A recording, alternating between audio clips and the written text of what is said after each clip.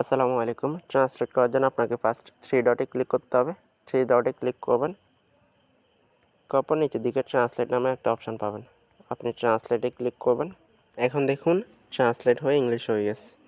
যারা শর্টকাট অ্যাপসটি ইনস্টল না করে ইউজ করতে চাচ্ছেন, এখানে অ্যাড টু হোম স্ক্রিন নামে যে অপশান পাচ্ছেন, অ্যাড টু হোম স্ক্রিনে ক্লিক করবেন, অ্যাড করে দিবেন। দেখবেন আপনার হোম স্ক্রিনে অ্যাড হয়েছে, শর্টকাট ইউজ করতে পারবেন। এরপর আপনি শর্টকাট এখান থেকে অ্যাপসে ক্লিক করে অ্যাকাউন্টে গিয়ে কাজ করতে পারবেন। আসসালামু আলাইকুম। ট্রান্সলেট করার জন্য আপনাকে ফার্স্ট 3 ডটে ক্লিক করতে হবে। 3 ডটে ক্লিক করবেন। করার পর নিচের দিকে ট্রান্সলেট নামে একটা অপশান পাবেন। আপনি ট্রান্সলেটে ক্লিক করবেন। এখন দেখুন ট্রান্সলেট হয়ে ইংলিশ হয়ে গেছে।